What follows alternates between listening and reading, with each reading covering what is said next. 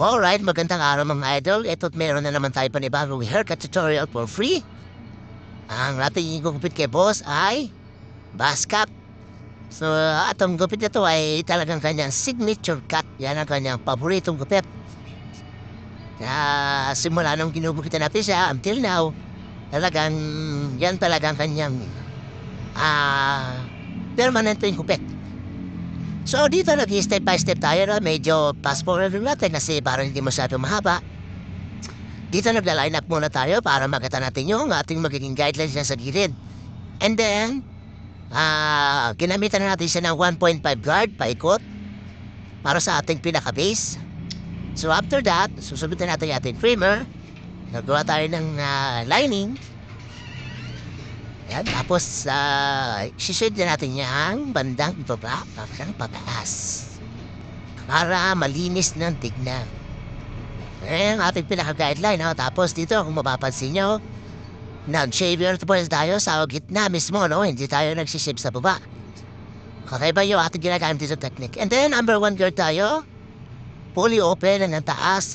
Tapos, gamitan natin ng 0.5 guard. Tapos 0, no guard, no? Bali, nakita nyo kulay itim kanina, yun yung Andes Rebite natin. Napaka-nipis po ng kain nun.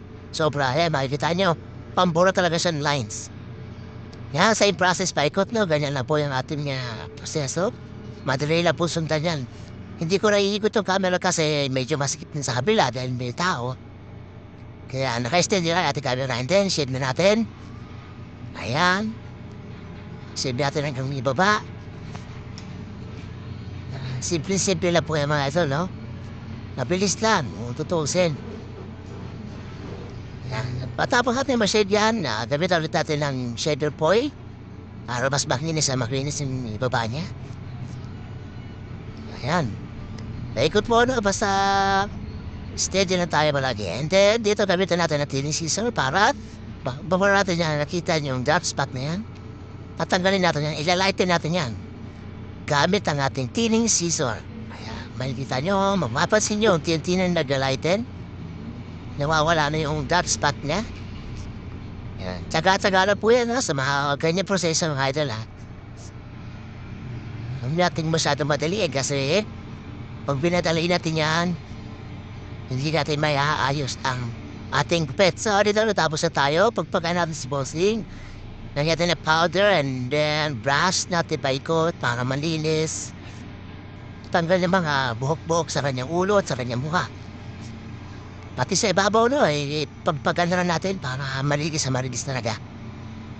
And then after that, ayan, tayo. At meron po tayo nakalita sa part na yan. Medyo may konting spot pa, kaya binalikan natin ang clipper.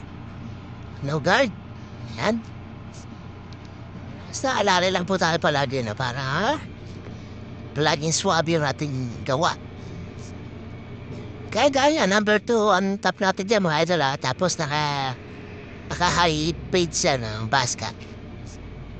Ayan. Kikilirin lang tayo ng mga dark spots na natin. Kote. Yan, sa mga part-part na yan, makapansin nyo. And then, yan, tapos na tayo. Tatandaan natin ang balabal smoothing. And then, pagpagan na natin ulit. Ayan, kunin natin ang ating brush. Pagpagan natin sa batok.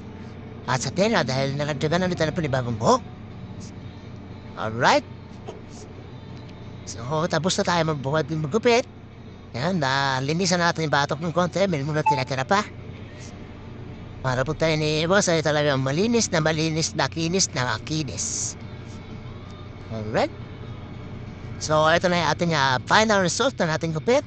Basket high fade. Alright, maraming salamat sa mga idol, sana meron kayong nakuhang simpleng technique na natin share sa inyo.